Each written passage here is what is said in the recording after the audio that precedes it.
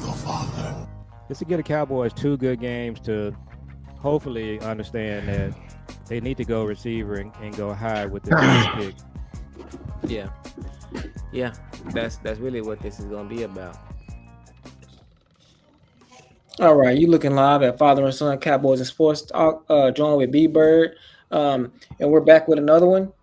We're gonna talk about we've all had a chance to sit with the Panthers game and kind of just take a step back and look at some things, and so we're gonna also talk about the Commanders today, and so just want to say what's up to everybody. I'll let y'all say what's up to everybody, and then we can get right into it. Is everybody technical difficulties and issues good? You good, B Bird?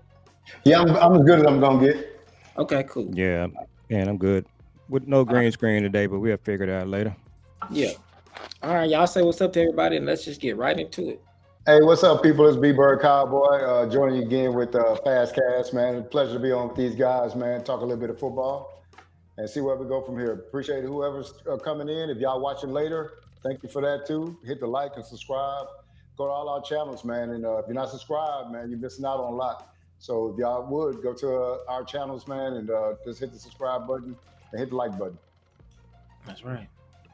Yep. Welcome to the show, and we're just going to talk about a few more things, kind of from the Panthers game, and before we get ready for our Friday OG show. So, yeah, we was talking last night about the comment that Jerry made about Eberflus. So I wanted to get y'all thoughts on that. We kind of knew that we thought Jerry hired Eberflus, but we content creators. We not news reporters and whatnot, so we can't just confirm.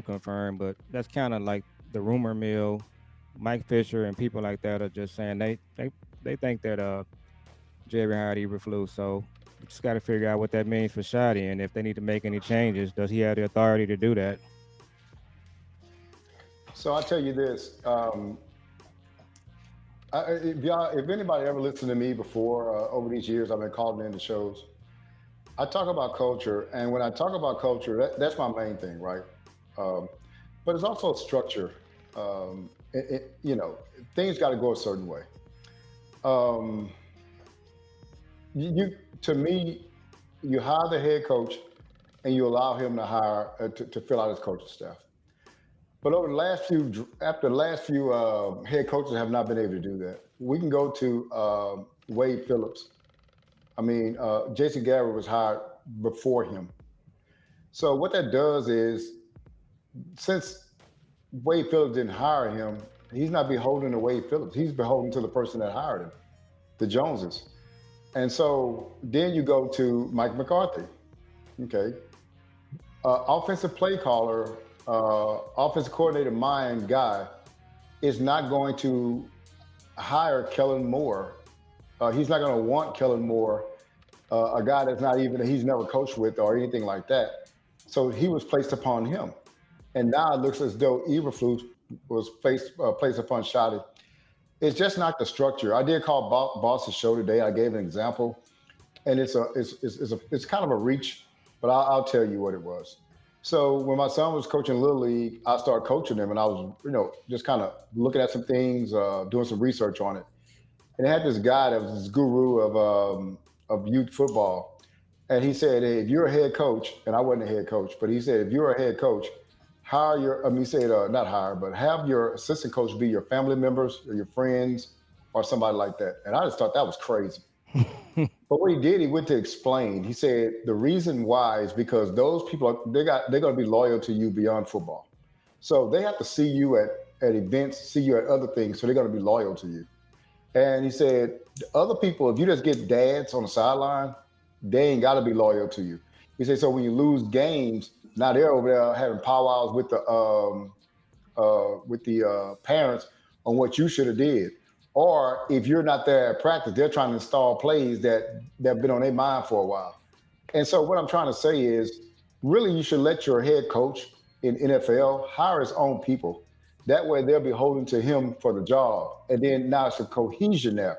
But if you bring a guy in from the outside like Jerry did and attach him to this, then, I don't know how much Shotty thinks he has over Eberflus. They don't have a relationship like that. And so I just think that Jerry kind of, because I'm going to say this last thing and I'll let y'all go. To me, these teams have always been like Eberflus is our defensive coordinator. Shotty's our offensive coordinator.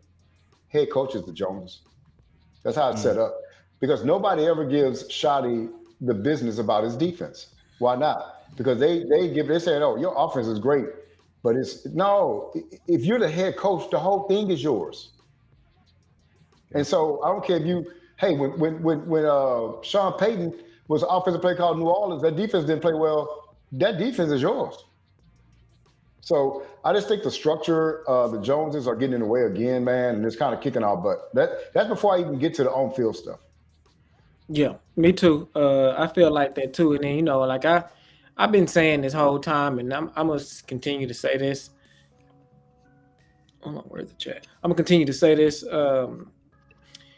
Anything that the Joneses touch is always going to be the downfall of this team. I mean, they just do non-football things each year.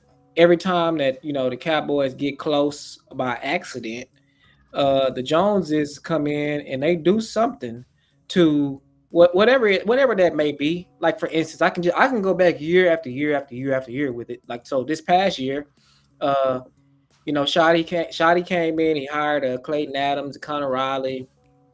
Uh, they signed George. They traded for George Pickens. They signed Javonte Williams, and of course, Shoddy just happens to be. They even said it in the draft. Shoddy was. The reason why they didn't draft a receiver because Shoddy was working behind the scenes, spearheading the George Pickens deal. So we can believe that. And then, they Shoddy went. We was trying to figure out. They keep saying that they're not doing anything in the preseason. None of the veterans are playing, and the preseason we just look like none of the offensive linemen is playing, and none of this is looking like anything. So, boom, here you go, week 6, they're the number one offense in the league. So it's just like what that is that's shoddy. Connor Riley, Clayton Adams, and everything and all the resources that they put onto the offense. Shoddy runs this offense. Shoddy, Dak, and CD run the offense. It's just like 2023. If we say what was the best thing that was going to happen for the offense, what could it be? It could be just like it was in 2023. And what happened in 2023? After the 49ers game, Dak and CD and Shoddy went into Mike McCarthy's office. They had a meeting and they said, we're going to give the reins to Dak and Shoddy. Let's see what they can do. That's what they did. They turned into all pros. So they did that. So it's clear that they are running the offense. They have the best offense in the league. They're scoring the most points, putting up the most yards. And Shoddy's running the offense. And Dak is running the offense. Now on defense, Jerry came out. Now my dad said since day one, the day that Eberflus was fired, my dad said, Jerry is going to hire Eberflus. That's what he does. And it's just so crazy that Jerry came out yesterday. See, this whole time we were saying that, we were speculating. We didn't know that. Mm-hmm. That could have been Shoddy. We were speculating on that. But Jerry came out yesterday and he confirmed it. He said that he was fired. He went and got Eberflus. He said, I brought him in here. That's what he said. Yeah. So he brought him in here. And then we all know that he traded Micah. It was not Steven. It was not Will McClay. It was him. He did that because they offered Michael $40 million. And then they came back and reneged after, this whole thing. So anything that the Joneses have their hands on is going to be the downfall of this team. I mean, it's literally like he had his hands all on the defense, and we're the worst defense in the league. If you go back to a couple years ago, I mean, all we needed was to do was build off of 2023. Maybe get a running back in here, add some defensive players, for Zim. What do the Joneses do? They do absolutely nothing in the offseason. They don't do anything in the offseason. They let all of the all-pros leave out of the offense. They let Tony Pollard go when they could have re-signed him for cheap. They didn't. Tyron left. All of the linemen left. All of the all-pros, that we had, they left on defense and offense. And then we had a wasted season. And this is just what the Joneses do. I mean, this is what they did. And then, even 2023, Dan Quinn coaching, he messed us up. So this is kind of what they do, y'all. This is every year, whatever the Joneses do, they mess it up. I want to piggyback on what B-Bird said. B-Bird, you talked about this before on our show. you said when the GM knows he can't be fired, Absolutely. he carries himself a certain way. He knows he's Yeah. kind of untouchable. So here's what I'm concluding on Eberflus. So when the NFL coach signs a head coaching contract, that contract is guaranteed. So if they get 4 years, 25 million, 4 years, 30 million, whatever the case may be, if you get fired, the team still owes you that money. So with Eberflus, he gets fired by the Bears. He still got guaranteed money, and the Cowboys are getting him on the discount. So when I watch Eberflus, he just looks like someone to me that knows he's untouchable. He knows he's not going to be fired, and even if he does get fired, he's got his money. So he's not as motivated to make changes. He's kind of arrogant. He's kind of, I'm gonna do what I'm gonna do because guess what? I'm a made man. So that's part of the structure. They've done this for 30 years, B Bird. It's never worked, and it's not gonna work. So one of the things, man, that and if you ask me, you say, "Hey, give me one sentence that encompass what you feel about the Cowboys over the last 30 years and their failure." I would say this: they have people in important places that can't lose their jobs. That would be my sentence.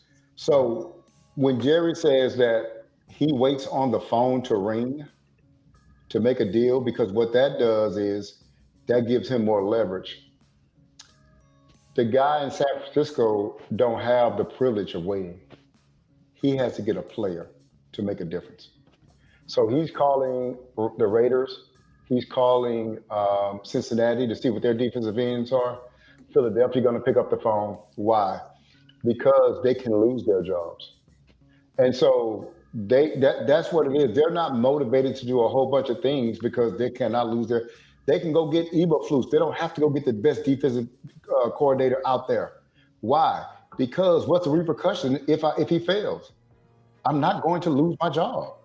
So that's, and I'll tell you this too. So when people say that, and I'm gonna go to another subject just real quick. What I talked to Boss about today is I said, man, I'm gonna ask y'all this question. Would you identify our culture as soft or tough? Soft. Oh, it's off, yeah. Why would you go get a player-friendly coach for a soft culture? And I'll tell you, I know the answer to that. The answer to a player-friendly coach, the reason why they got him is because they want somebody that they can kind of push around and tell what to do. Manipulate. Because see, you can't get a Harbaugh or you can't get a Bill Parcells like person or Bill Belichick person in here. You can't even get a Deion Sanders in here and run roughshod over. Deion got too much ego, and them other dudes know how football is run. And so that's why they only had those two Parcells and Jimmy Johnson in these last 35 years to be there. They can't do it, man. That's why they do that. And here's the deal: we're not losing our jobs. The thing is, when I say they need a coach in here that hold players accountable, they may get into the press conference and say, "No, we got to play better up the middle. Like we got Blue out of there. Hey, number 95, Clark, he got to play better. This wasn't one of his better games. We hoping he bounced back. But I think you ought to call players out." The thing is that how do I motivate a player, right? The thing about it is if a guy's making $5 million a year and he's benched and he's not playing anymore, and then we release him in the offseason, he's not making $5 million next year. You're damaged goods. Why? You can even start for that team. They put you on the bench. And so what you have to do is make playing time premium. Like, no, dude, the best player is going to play. If you're not better than him, your contract is only going to hold up so much. You got to go. And that's how this should be a meritorious league. And I'm not talking about just the players by merit. I'm talking about the front office too. And that's what our issue is. Those guys that's up there playing around because it's a toy. Hey man, look here. It's almost like a video game. If I'm getting blown out, why not just start over and go start over again, right? Other people ain't got to start. They don't get to start over. They got to fight through that stuff. So anyway, that's my diatribe, man. But that's kind of what I'm seeing with them, man. That's been the issue the whole time. Yeah, you're right. You're right. I'm done. And I just want to add to your point. We're in love with Shotty, right? Everybody wants to love Shotty because we're Cowboy fans and we want to see him do good. But the bottom line is, if we just take a step back and we say when they hired Shotty and they hired Eberflus, did they really go? Did they really do a good job, or did they do what they normally do, which is just hire somebody that they can bully around and hire somebody that they know is going to take a cheap a cheap contract, somebody that they know that want a job and is going to say, yeah, shoot, I'll take $10 million when everybody else is making 20 and 30. That's what they did, and it just so happened to be that Shotty has a good offense, but that's what they did, and then also, you know you know, I pay attention to people's behavior a lot. Like I like to do the psychology thing. I'm like that. I'm that type of person. So I pay attention to people's mannerisms and their tone of speech and all of this stuff. So what I've noticed with this last year is that Jerry, especially Jerry, all of his answers are like, I've done what I had to do. I'm the best at this. I'm the best. I didn't live my life. I got my skins on the wall. I'm chilling. You know what I'm saying? I got my kids. I got my family. It's just what it is. Like yesterday when they was talking about him to the on the Panthers on 105.3. He was just like, man, my birthday today, man. Even though we lost, I still got a lot of reasons to celebrate. And I'm just, hey, man, I'm a successful mogul, man. Hey, man, we gonna get this thing together. It's gonna come through, y'all. And then Steven, they straight up telling Steven like, why do you think like this defense is like historically bad? It's just like, so they like, are you gonna change the defensive coordinator or what? Like, what are you gonna do? He's just like, say, guys, we're just working and we're gonna be the best. We're gonna be a great defense at the end of the year. It's just like these guys are just like, this is just a mental exercise for them. They are robots. They don't really have no, like, when are we gonna see them get mad? When are we going to see a coach, or when are we going to see because we seen Micah mad before, we seen Dak mad before, we seen CD mad before on the sideline, charging people up and cussing people out. We seen Dak do that. We seen Micah do that for sure. Micah would do it to the coaches. So when are we going to see that? Because even Flus is not doing it, and nobody's mad.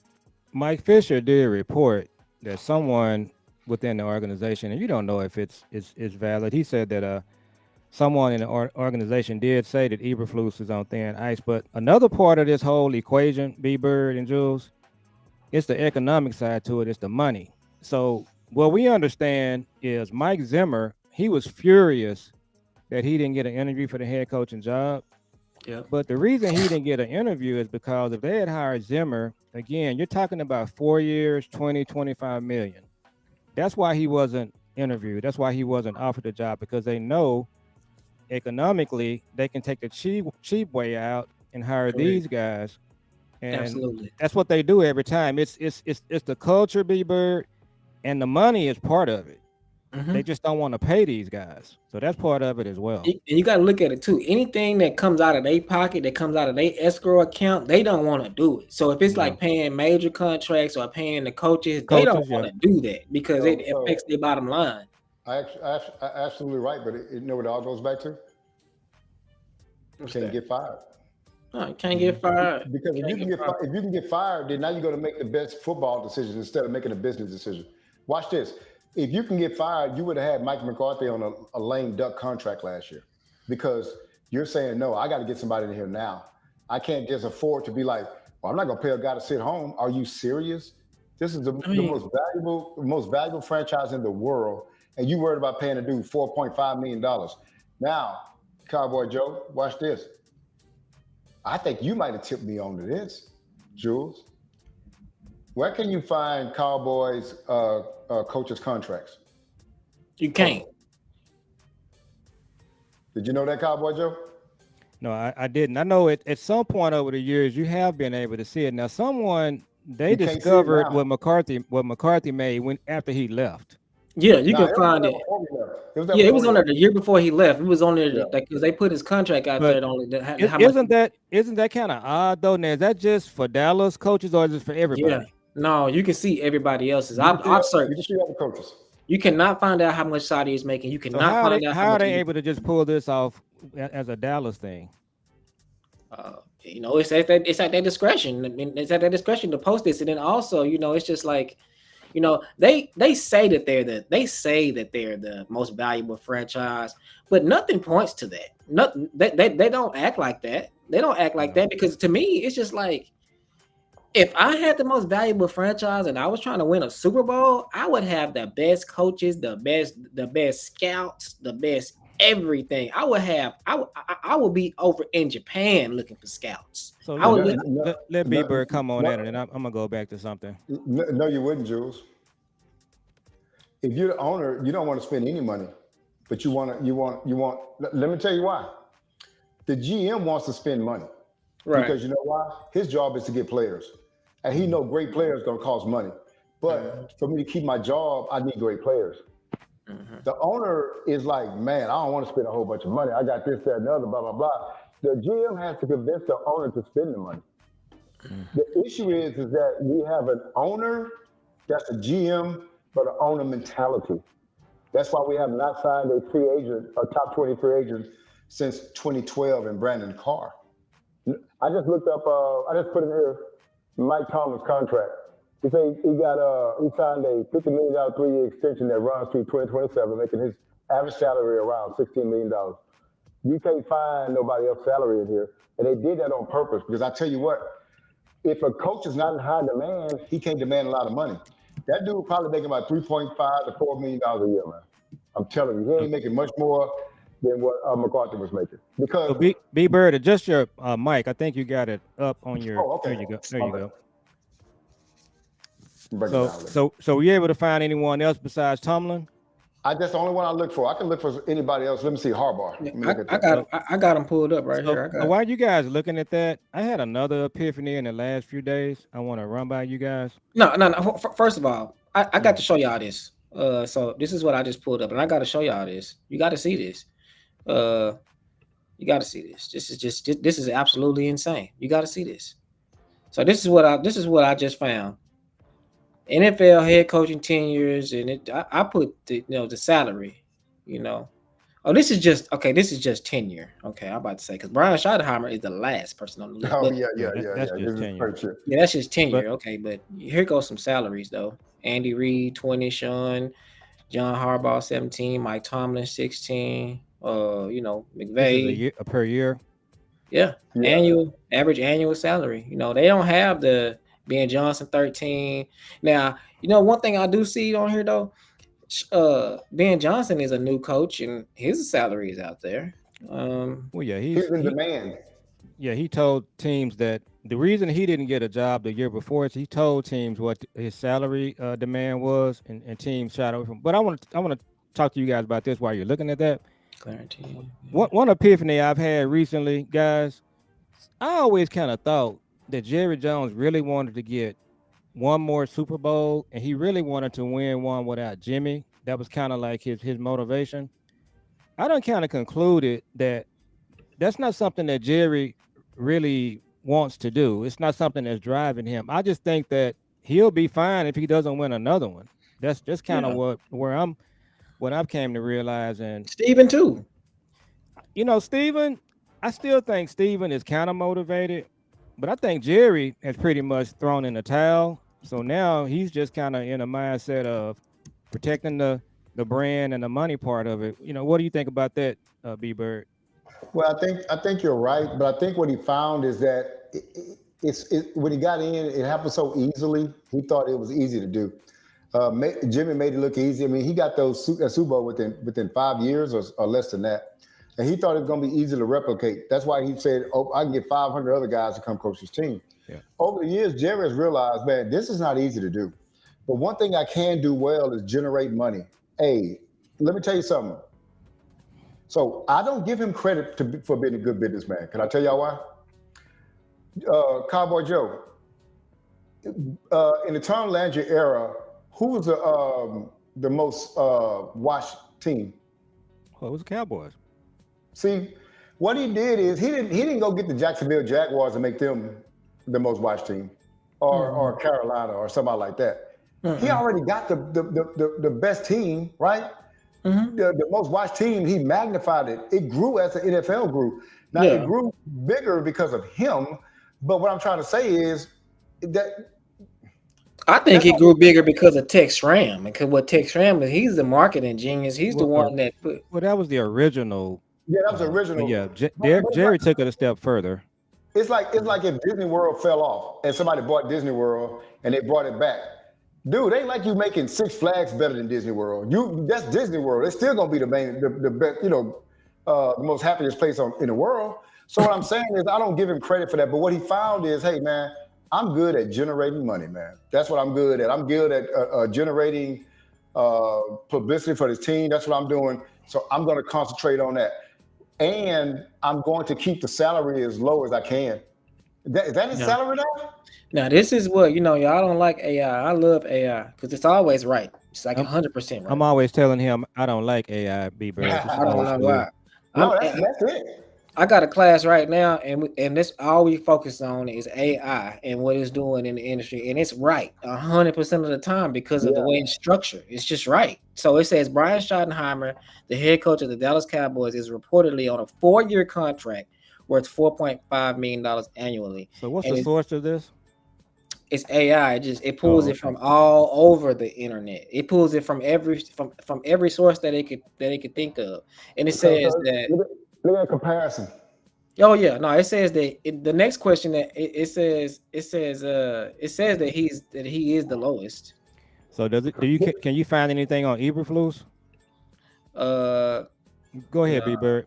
Go ahead. No, but that tells you everything right there, man. They got why would the most valuable franchise in the world have the lowest paid coach in the world? It's what we've been talking about. I think we talked about the 30-year drought. There's so many reasons for it. That's one of the issues right there. It's part of it. I mean, does Duke or Alabama, like those kind of teams, do they go and just get any old coach? They don't do that. No. And because they're trying to win, man. And then you're the Cowboys. You ought to have the best coaches out there. Now, some coaches aren't going to coach under Jerry. I can tell you that. The Harbaughs or Belichick's and all those guys, they're not going to coach under him. Look at this. You asked. I didn't mean to interrupt you, B-Bird. You asked AI, why is Schottenheimer's salary lower than other NFL head coaches? This is what AI says. It says this is Schottenheimer's first role as an NFL head coach. Blah blah blah blah blah. Then it says limited leverage in negotiation. Reports indicate Schottenheimer did not have other head coaching offers during the 2025 hiring cycle, limiting his leverage to negotiate a higher salary with the Cowboys. Does that not say everything right there? That's what I'm saying. They now look, they don't have other options. And then look at the other point that AI says. Some sources suggest the Cowboys may have prioritized hiring a coach who was a cheaper option compared to other available candidates. This is what AI says. Okay. Now, I'm still not an AI fan, but I understand what you're saying. See what it says about Eberflus. But where I'm going with this, and B-Bird, you're already on it, is the top coaches. It's kind of a known thing. They're not interested in coming here, and you just explained the reason why.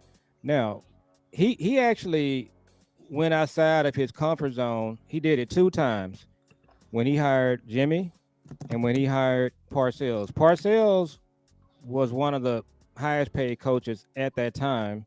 Yeah. And even Parcells, it really wasn't a top of the market contract. It was just something that was moderate and fair for Parcells. But bottom line is, we're seeing money behind all the decisions that they make. We can even talk about on the field. Absolutely. Right now we got issues at linebacker.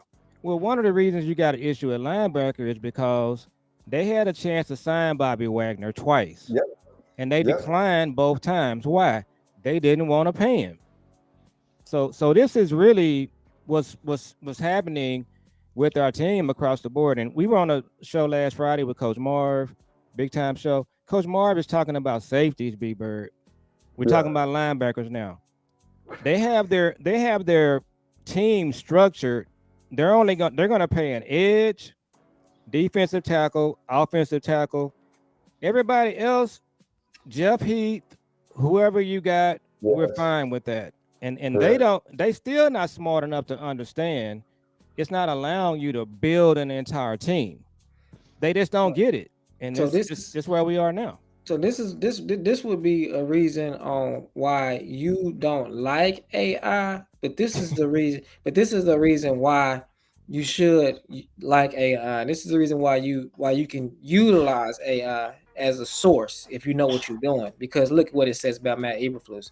It says Matt Eberflus is not currently employed by the Dallas Cowboys, who are led by head coach Brian Schottenheimer. But what that tells you, because it says that up here, but then it says down here that he is. So what that tells you is that they are hiding his salary on purpose. He's not even showing up as working for them. It says although Eberflus was the Chicago's head coach from 2022 to 2024, there are no available reports detailing his salary with the Cowboys. Now, can you find his Bears contract, the Yeah, original?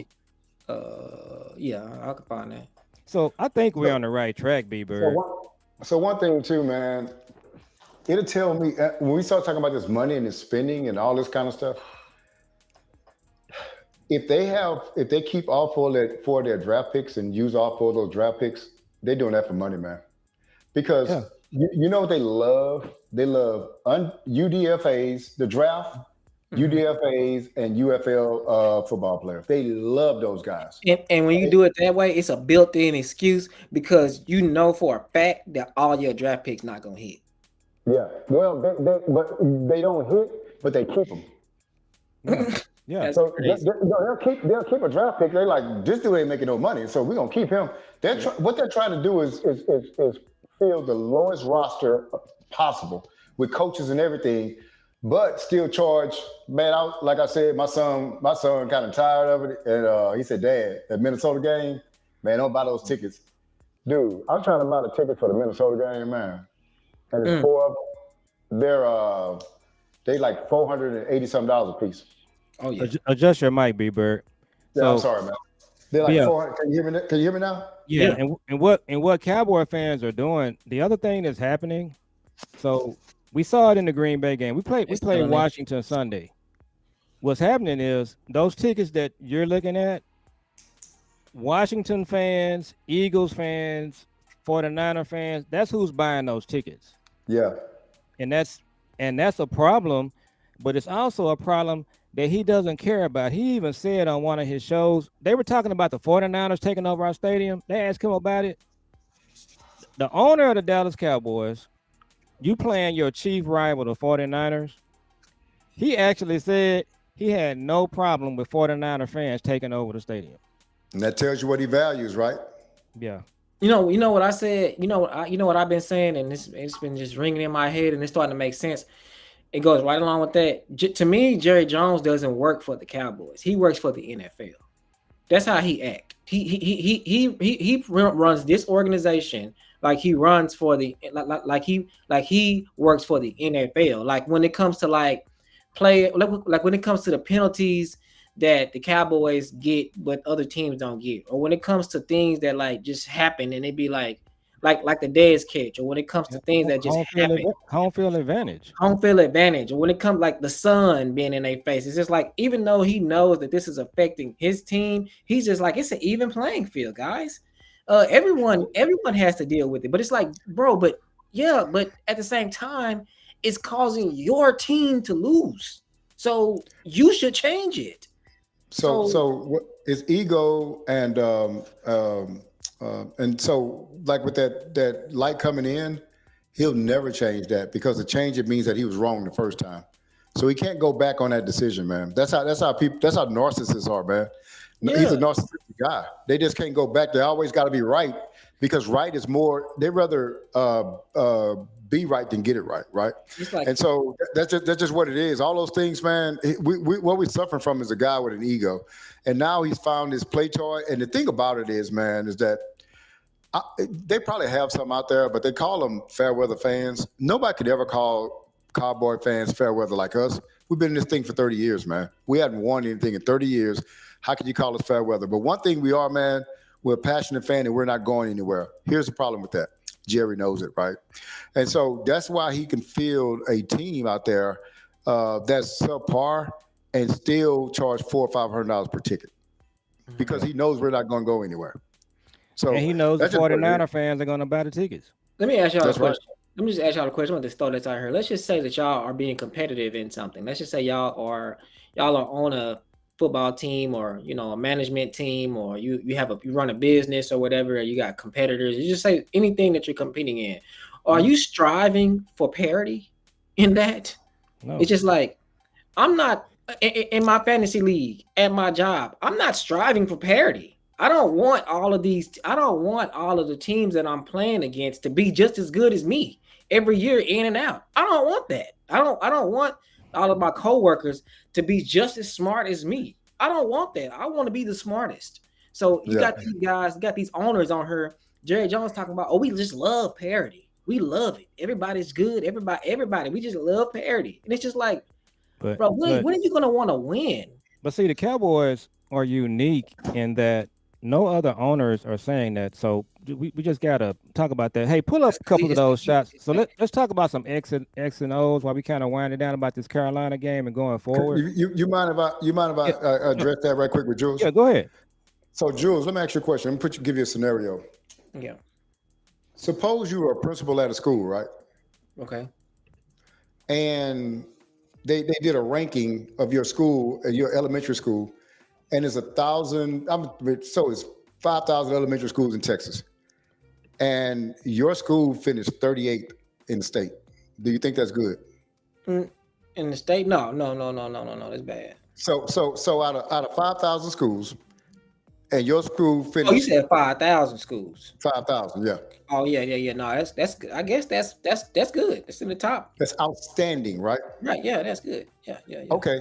So if you had a business and the same thing, right? Say you had a tire repair shop, and out of the nation you were the 38th out of 5,000 tire. You feel pretty good about that, right? Generating revenue. Oh yeah. So you got to remember this. He's not running this as a competition. He's running it as a business. Right. And that's what it is. So if you run it as a competition, you're doing everything to win. If you run it as a business, you're doing everything to maintain your spot. I always ask my dad, why come none of the media just say this? All they got to do is say this. What this question right here, it creates a conflict of interest, or it makes them address that. Why can't they just say, Jerry and Steven, you guys have been unsuccessful for 30 years?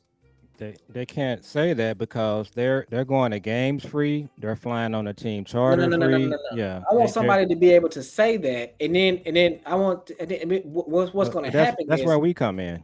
The Joneses are going to glitch when you say that. They're going to say, like what do you mean unsuccessful? It happens every now and then. But here's another. We're unsuccessful. Let's do this. So pull up a couple of those shots I pulled up. So here's the thing about us, B-Bird, content creators, fans, whatever the case may be. So we know the economic side. What I continue to say, and my best friend disagrees with me, he tells me I'm wrong. What I've continued to say over the years, B-Bird, is a broken clock is right twice a day. You follow me? Yeah. So when the Los Angeles Rams hired Sean McVay, that was a broken clock moment. When the Ravens hired John Harbaugh was a special teams coach for the Ravens. Okay. Yeah. Now John Harbaugh's dad, I think he was a big high school coach. Sean McVay, I think his dad was an NFL executive. My whole point is, a broken clock is right twice a day. You would think in 30 years, with all of the forces going against you, you would just get lucky and hire the right coach. Now, he may not have no control. He may not have authority, but he has a good system. He's just a good coach. What's really crazy about this person that we're talking about, in 30 years, he just hasn't been able to be lucky and hire the right coach. So what that means is he's just striking out in every way you can look at. And Shadi could be that coach, but the problem with that equation now is he's not the authority over the entire team. Eberflus says he's his own man. You know what it's like. Using the broken clock is right 2 times a day analogy. You know what I'm gonna say about that. A broken clock is right 2 times a day, but Jerry Jones and Stephen Jones every year they guess daylight savings times. They guess it every year. So it's just like this. It's just like you be like in 2023, it was just like, Dad, the clock is right. All we gotta do is leave the batteries in, and all we gotta do is change the batteries. And next year, all we gotta do is add two true double A batteries. That's all we gotta do. If we just do that, we can get it right the whole year again next year. But what does Jerry do?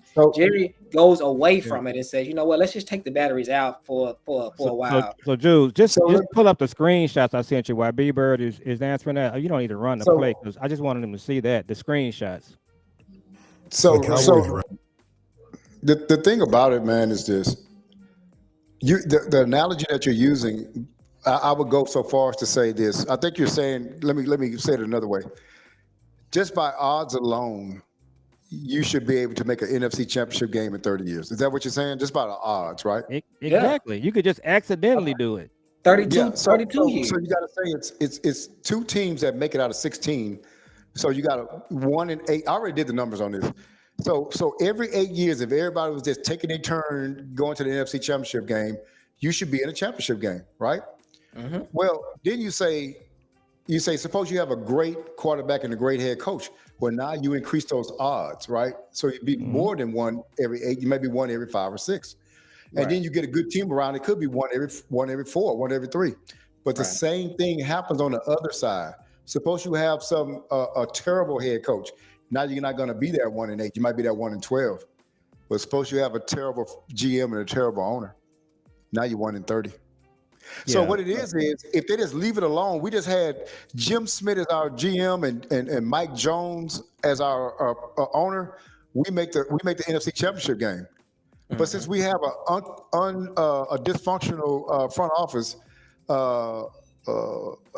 it throws everything off. That's why, like I tell people all the time, man, if we go to Walmart and go down an aisle with GMs on, just pick one off, and then go to aisle with head coaches and owners and pick one off and go and cash them in and make them an owner, every 8 years we ought to be there. But because somebody told me defense is interesting. Somebody said, can you play the guitar like Jimi Hendrix? And dude said, no, I can't.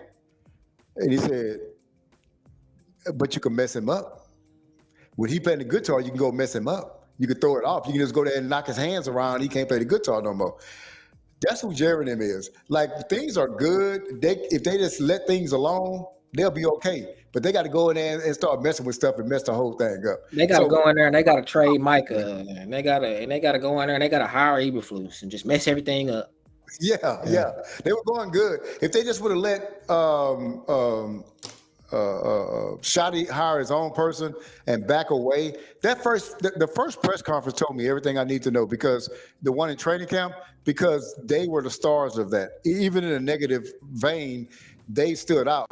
What you have to do is step back and let somebody else come in, right? And let them do that. I told y'all about that story the other day with my father. But what they have to do is they have to step back and let leadership grow. They don't do that, man. They're overbearing, man. Like, are we going to ever?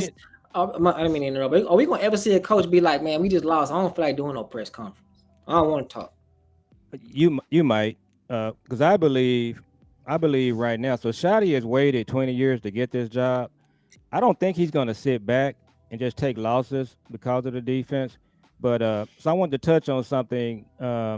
So I think looking ahead to Sunday, when you lose games around here, it's impactful to everybody, coaches. So I gotta believe that Shotty, I hope he's gonna just go into the defensive coaches meeting and just tell them, these are some do's and don'ts I want to see. These are some things that I don't want to see any more 3rd and 3s, 3rd and 4s where we got the DBs 10 to 12 yards off the cornerback. Mm-hmm. He's probably gonna tell them too, you gotta put some more pressure on. So we're gonna find out, if he has that minimal authority. But it's going to be interesting to watch. Let me tell you. So you got Dan Quinn and them over there. So Shotty, no Dan Quinn, no Shotty. They coached here together. Man, they got embarrassed like that Sunday. They gonna go into Washington. They gonna play the best game they've ever played this whole year. The Shotty gonna be doing stuff like he did against the The Jets. Cowboys are going to play the best game. And then what you gonna have is the next game they gonna play the Broncos and they gonna just get Oh, straight out coached. It's gonna be yeah, it's they gonna can't be beat the no Broncos. it's gonna be no competition whatsoever. They gonna get straight up out coached, and it's gonna be like everything that he did against the Commanders.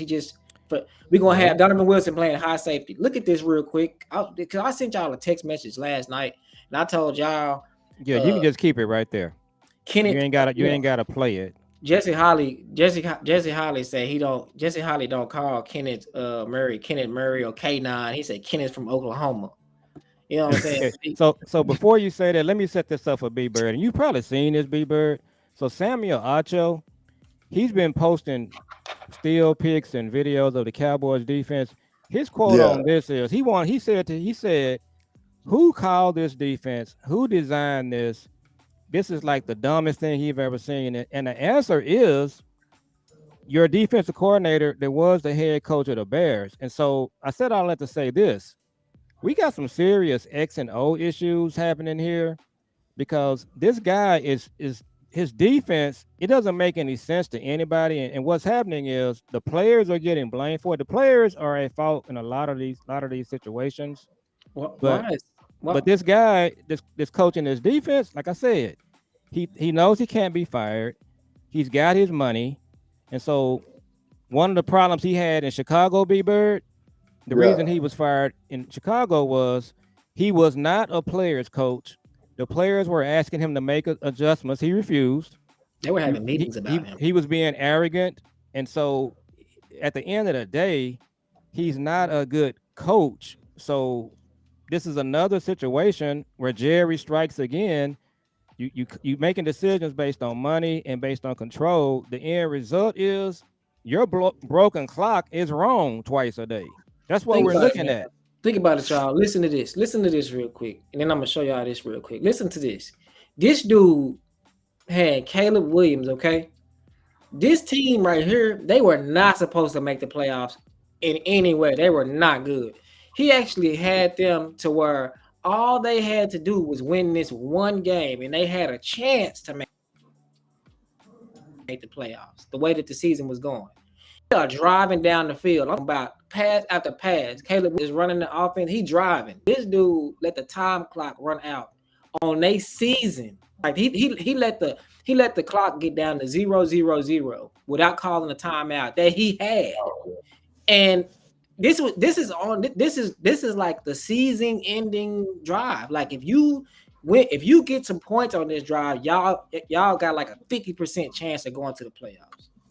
Yeah. And you let the clock run out, and it's just like, yo, can we just play this and look at let's Big Bird go ahead and comment while you're playing that. Oh no, I'm just listening, man. One thing just crossed my mind, man. I would love if because Jules was saying we probably gonna win this game. But when have we had a coach come to a press conference after a win and be critical? Well, not since Parcells. And the reason why I like a coach like that, because it keeps the players on their toes, right? Mm-hmm. Everybody ain't just running around lollipops and gumdrops because of a win. They said, no, man, like we won, but that's not the way we want to win. We want to play better defense than what we did. We got to go back to work. Hey, we got to win. A win is a win, but that's not how we're supposed to do it. We got to, you know what I'm saying? Our coverage was bad. They ran the ball too well on us. And all of it. That's what I would like my head coach to be at. That's what I'm saying. We need an accountability type coach here. We just don't have it right now. And I'll tell you the essence of this talk today. I want y'all to understand that I ain't sold on Shotty, man. I am not sold on Shotty. And for the reasons, for one, $4.5 million, lowest paid coach. That means he's already subservient. You took anything they threw at you. You didn't hire your defense coordinator. You act like you only an offensive coordinator that have press conferences as a head coach. I don't know how much say. Don't you know the players know who's running that team? Yeah. You know that Jerry runs the team. That's why I tell people all the time. Like I said, man, if y'all don't think Jerry and Steven ain't in that room telling them who to play, or not telling them just like you're gonna play this. Like, hey, I sure would like to see such and such get more playing time.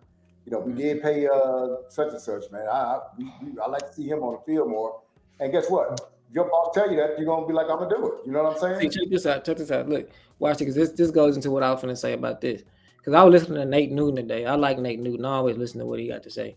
So Nate Newton, he was on today. He was just like, let me ask y'all something. If you run man, let's just say you run man, right? He was just like, can Trayvon Diggs and Bland, how y'all feel about them playing man? Everybody was just like, well, I don't know about Trayvon. It's just like, yeah, okay, that's true. Okay, now what? How you feel about?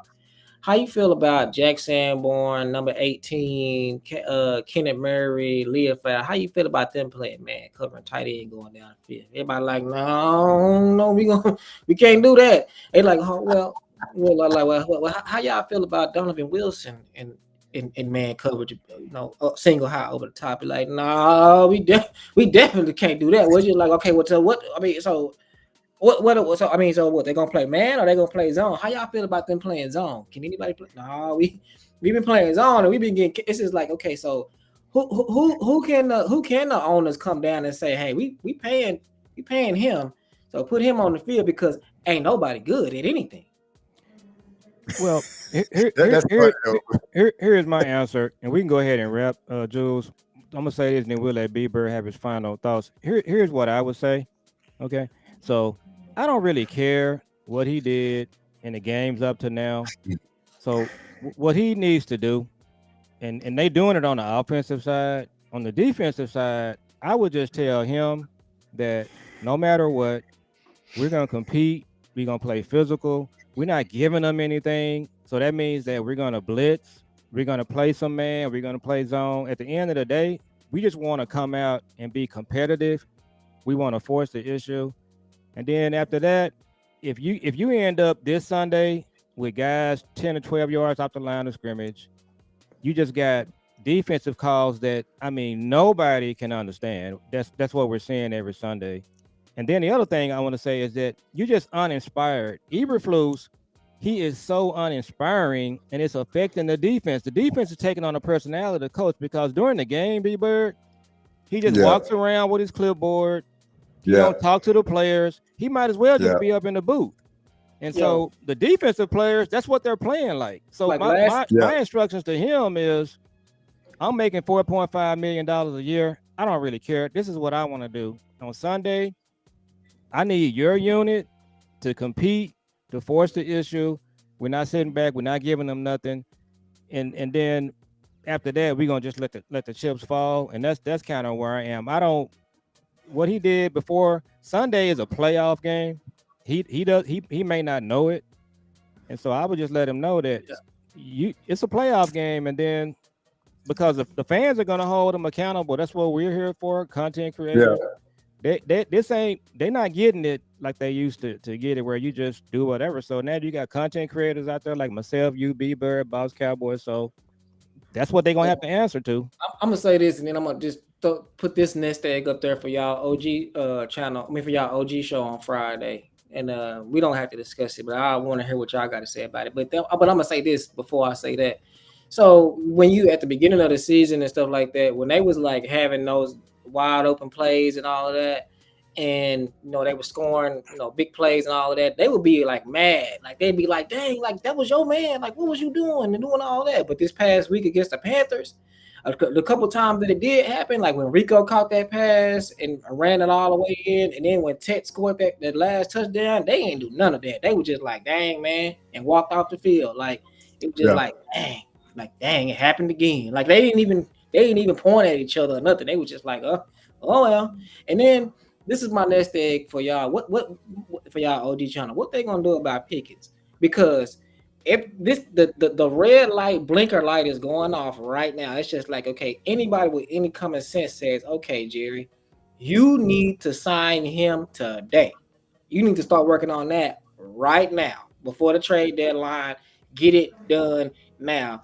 So what are we going to see with that? Because because so what's going to happen? Let me tell you where he went wrong at. So I can't remember who the lineman the Houston Texans traded for from the Miami Dolphins a few years ago. Is it Larry But Tunsil? yeah, I think that was Larry Tunsil. And so what they ended up doing was trading. So they traded him without a deal in place. Okay, so what that does is when the offseason comes, now remember they traded 2 first-round draft picks.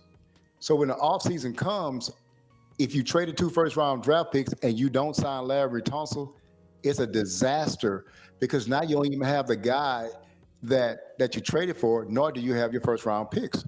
So what they ended up having to do, that's why D Hop got traded because they had to make room to sign this guy. He had to keep that guy. He was symbolic.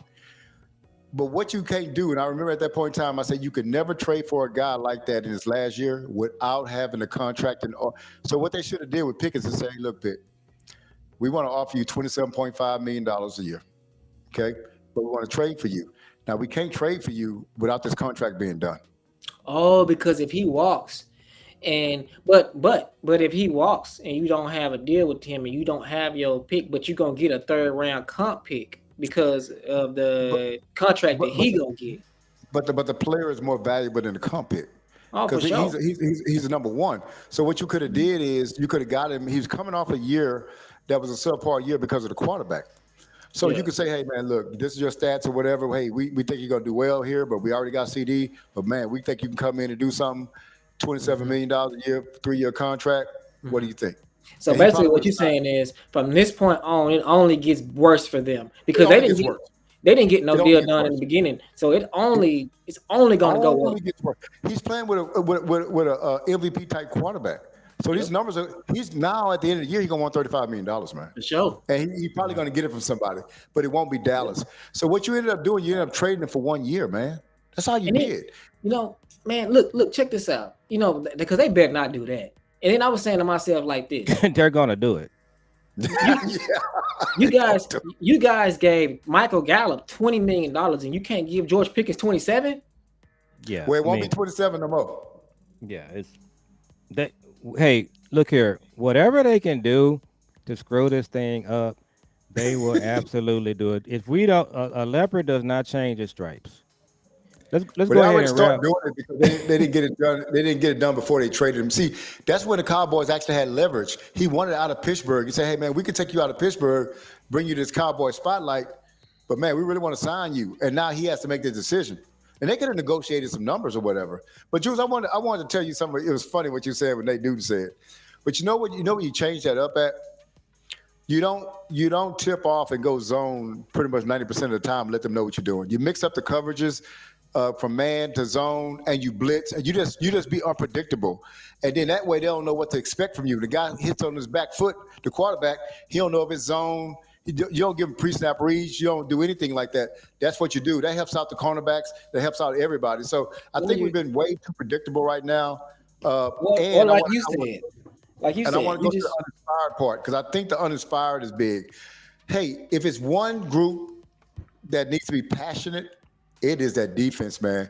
You got to have a passionate defense. You can't have a passive head coach. Defense coordinator. He has to be a passionate guy. He has to get after guys, man, because that's what it is, man. And so it has to be some emotion in that too, man. That's just part of it. And so we have not been seeing it. Eberflus don't even look like he could ever do that. You know what I'm saying? He look like a offensive guru or something like that. He doesn't look like a defensive passionate guy. And let me say this, Joe, so we go ahead and wrap. B-Bird, to piggyback on your point, Mike Zimmer was a defensive coordinator last year. Now, Mike Zimmer was on a back nine, clearly, right? Correct. Okay. But the reason he wasn't really doing a lot of talking like people thought he was, cussing players out and all that. He didn't do none of that. But the reason no one was complaining about the defense last year is because his system is an attacking style defense. It attacks at all levels. So as long as you're attacking, even if it's not working, your players are not going to complain. They're just going to play. And that's the difference. The scheme that they're in now, it's not an attacking style defense. So the players are like, hey, you allowing me to put bad film out here. Their attitudes are wrong. So the reason it worked with Zim is because he plays an attacking style defense organically. Yeah. So the players you never saw him complaining about it. So I just wanted to make that point. Let's go ahead and close, Jules. All That right. way we can. So B Bird, we'll touch bases with you before Friday. Yeah, man. Hey, And, I appreciate y'all having me on too, man. Yeah, we just want to get on and get something out there for our channel and your channel. So tell them about your channel one more time, and then we want to make sure we send this link out. Okay, and so it's my channel is B.Bird Cowboys on YouTube and on Twitter. So give me a follow, give me a like, and all that kind of stuff. Engage with me on Twitter, man. I appreciate that. Anybody that's listening on the feedback live or whatever y'all on, just continue to listen. And I enjoy being on with these two friend of mine, man. So just talk a little bit of Cowboy football. All right. Yes, sir. And I had the link up there on the channel. So, guys, if you want to I'll put the link in the description as well. So, if you all want to find our channel, just type in FASCAST on YouTube. FASCAST stands for Father and Son Cowboys and Sports Talk. And when you type that in on YouTube, we're going to pop up. You'll see our channel. You'll see our logo. You'll see our channel. And we're also on Facebook and TikTok. And my dad is on Twitter at Cowboy Joe 64, and B Bird is on Twitter as well at what is it? B Bird Cowboys. Cowboy, Yes. And then B Bird and I will be on Friday with the OG Cowboy Roundtable with Big Time Show and Coach Marv. So we'll be looking forward to seeing you guys joining that show on Friday. Hey, okay, B Bird, we appreciate it, man. You still hear me? Yeah. Yeah. Okay, my mic went out. Hey, I want to give a shout out to Lookout KC, man. He been in here holding down the chat. Just want to tell him or them. I don't know if it's a man or a woman, but I just wanted to say that appreciate y'all interacting with us on this chat, man. No, that's actually my brother. Oh, okay, yeah. Well, tell him thanks, man. All right. Yeah. So we need all the family support in here. We can get. Yeah.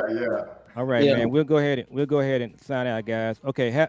Great show, guys. We'll talk to you later. All right. We'll see you Friday, man. All right. Take care. All right.